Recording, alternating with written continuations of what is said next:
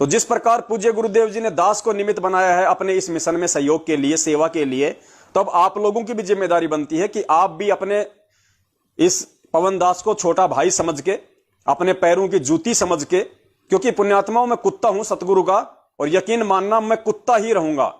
मैं पैर की जूती हूं, मैं गले में नहीं पहनी जा सकती, क्योंकि जीव की क्या औकात है, भगत की क्या औकात है भगवान के आगे, वो परमात्मा ने मुझे बता रखा है।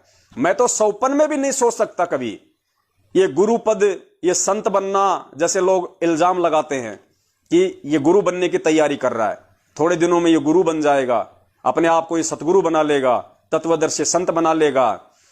ये दास बार बार कह चुका है। ये दास अगर कभी सौपन में भी ये बात सोचे, सौपन में भी, कि मैं गुरु बनूं, गुरु जी की गैर हाजिरी में मैं नाम देने लग जाऊं, गुरु जी की गैर हाजिरी में मैं और अन्य वो क्रिया करने लग जाऊं जो भक्ति मार्ग के विरुद्ध है, तो मैं तो कहता हूं परमात्मा इसी जन्म में मुझ नीच के सिर में कीड़े डालना, ताकि भगत भाई बहनों को भय पैदा हो जाए कि परमात्मा के मार्ग में थोड़ा सा भी उल्टा कर्म करोगे तो उसका क्या प्रतिफल मिलता है। गुरु बनना तो बहुत दूर की बात है, मुझे तो अपना आत्म कल्याण करवाना है भाई।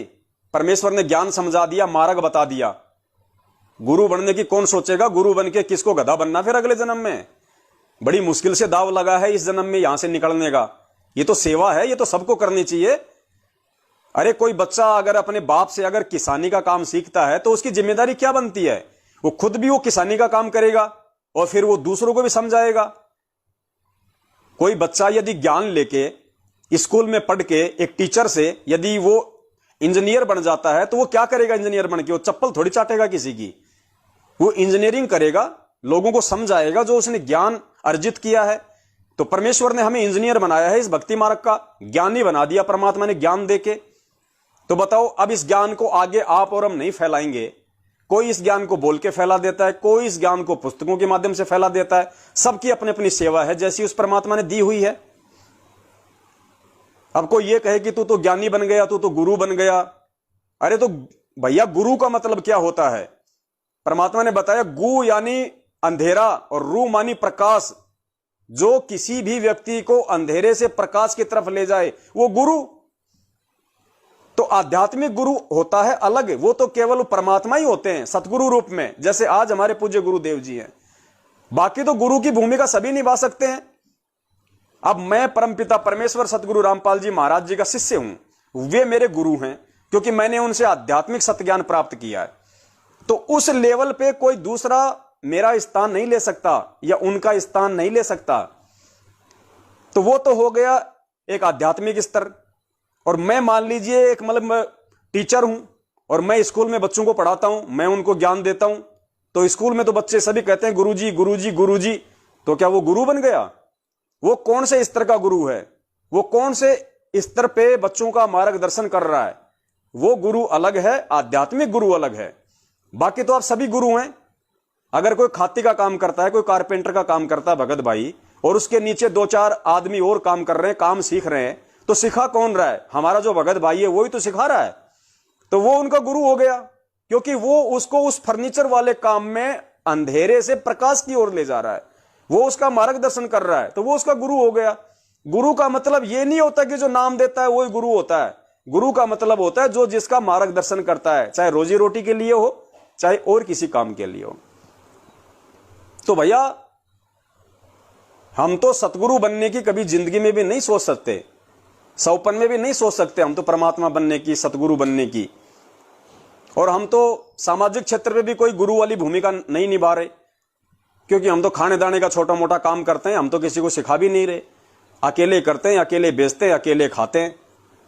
तो ये जो छोटी छोटी बातें हैं, इन शंकाओं को अपने दिलो दिमाग से निकाल देना चाहिए। सुनिए पूज्य गुरुदेव जी का ये अनमोल सत्संग। भक्ति मार्ग का ये ज्ञान दास से सुनकर आपको कोई सुना रहा है भक्त, और आपकी श्रद्धा उस भक्त में हो जाती है। वो हो तो बहुत अच्छा है, बहुत प्यारा है, उससे के चरण छूने लग जाए, उसी के ऊपर आसक्त हो गए, तो आपका गुरुजी से नाम खंड हो गया। इस दृष्टिकोण से परमात्मा कहते हैं गुरु को तजे भजे जो आना, ता पशुआ को फोकट ज्ञाना। उस पशु ने को कोई ज्ञान नहीं है वो भक्त नहीं है। जो अपने गुरु को छोड़कर दूसरे ठीक श्रद्धा बनाता है, उसमें आसक्त होता है, उसी को पूजा शुरू कर देता है। अब पुण्यात्माओं, एक एक पॉइंट पर बहुत गहराई सोचना है। अब कोई भक्त ज्ञान सुना रहा है, बहुत अच्छी बात है, उसके द्वारा सुने ज्ञान पर अमल करे और उससे कहे भाई मुझे भी गुरुदेव के पास ले चलो, मेरा कल्याण करा दो। और आपने नाम ले रखा है और फिर कोई चर्चा चलती है, ऐसी कोई बात नहीं, फिर भी सुनो। और कोई पुराना भक्त है, वो अच्छी अच्छी बातें बताएगा तो बहुत अच्छी बात है। गदगद हो जाओ कि मेरे गुरुजी ने कितना अच्छा ज्ञान दिया हुआ इस बच्चे को, भाई को, बहन को, और ये सब गुरुजी का ही दिया हुआ ज्ञान है, इसका नहीं है। तो उसमें आपको एज ए भाई यानी गुरु भाई गुरु बहन तो आपकी श्रद्धा हो सकती है, लेकिन अन्य दृष्टिकोण से, क्योंकि हम फिर उस पर इतना आसक्त हो जाते हैं, उसको फिर प्रणाम करने लग जाते हैं, बड़ा अच्छा भगत से। तो ऐसे ये बीमारी हमारे भगत समाज में पड़ी रही और इसका लाभ ये काल उठा गया। मेरी सच्चाई पुण्यात्माओं, दास निवेदन करता है कि आप जियों को भली बातें समझ में आ गया होगा। जो नहीं सच्चाई पुण्यात्माओं, ये दास का पहले से वीडियो बना हुआ था, उसमें से दास ने ये कटिंग निकाली थी। तो आप जियों को परमपिता परमेश्वर सतगुरु रामपाल जी महाराज जी के इस छोटे से अनमोल सत्संग से भली बातें समझ में आ गया होगा कि गुरुदेव ने हमें एक दूसरे भगत भाई बहन के माध्यम से ज्ञान सुनने या समझने के लिए मना नहीं किया। परमात्मा कहते हैं और कौन सुनाएगा मेरे से प्राप्त ज्ञान को, अगर मेरे बच्चे ही आगे नहीं फैलाएंगे, नहीं एक दूसरे को समझाएंगे तो कौन समझाएगा। लेकिन समझाने और समझने का जो तरीका है उसको समझना जरूरी है। गुरुजी कहते हैं यदि कोई पुराना भगत है और यदि आपको बातें बताता है अच्छी अच्छी जो गुरुदेव ने बता रखी हैं, तो आपकी आत्मा गदगद हो जानी चाहिए और उस भाई के द्वारा बताई गई बातों को आपने अपने जीवन में उतारना चाहिए, आपने उन पे अमल करना चाहिए और यह सोचना चाहिए कि देखो इस भाई को मेरे पूज्य गुरुदेव जी ने कितना अच्छा ज्ञान दिया है, जो उनके आशीर्वाद से ये उनके ज्ञान का, उनकी महिमा का जो है मतलब बखान कर रहा है। तो ये तो अच्छी बात होनी चाहिए, ये तो एक फक्र की बात होनी चाहिए कि आज इस विश्व के अंदर लाखों की संख्या में गुरु हैं, हजारों की संख्या में गुरु हैं और हजारों की संख्या में उनके चेले हैं। लेकिन आज पुण्यात्माओं, किसी भी संगत में कोई भी ऐसा शिष्य, कोई भी ऐसा चेला नहीं है जो इस तरीके से अपने ही गुरुदेव के ज्ञान को आधार बना के, सत्य ज्ञान को आधार बना के और स्वयं उनके साथ साध संगति करता हो। अगर कोई ऐसा कर भी रहा है तो अपने बाप के बराबर में, अपने भाई के बराबर में गुरु बन के, उनका गुरु बन के उनका मार्गदर्शन करता है। और काल एजेंट जो होते हैं, जो नकली पंथ होते हैं, वो क्या किसी का मार्गदर्शन करेंगे?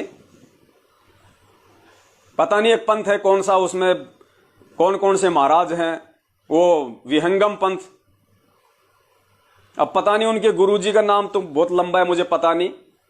फिर पता नहीं उनके बेटे आ गए स्वतंत्र देव महाराज, स्वतंत्र देव के साथ साथ में उनका और बेटा है विज्ञान देव महाराज, और तीसरा शायद है नहीं वरना उसका नाम रख देते तत्वज्ञान देव महाराज। पुण्यात्माओं, ये इस तरीके से ये काल भगवान के पंथों में ये नौटंकी चलती है, ये नाटकगिरी चलती है।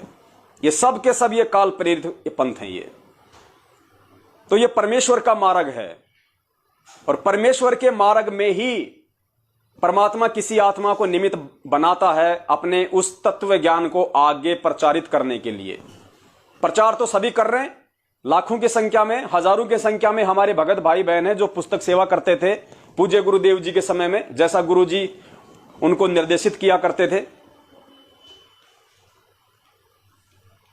लेकिन आज वर्तमान में जो साध संगति के लिए जो परमेश्वर ने दया बख्शी है, वो पुण्यात्माओं परमेश्वर की विशेष मेहर से, उनकी विशेष रजा से ही ये संभव हो पाता है, अन्यथा नहीं हो सकता। मस्तक लाग रही मारे गुरु चरण की दूर, मस्तक मारे गुरु चरण की दूर, मस्तक जब ये धूल चढ़ी मस्तक मस्तक पे जब ये धूल धूल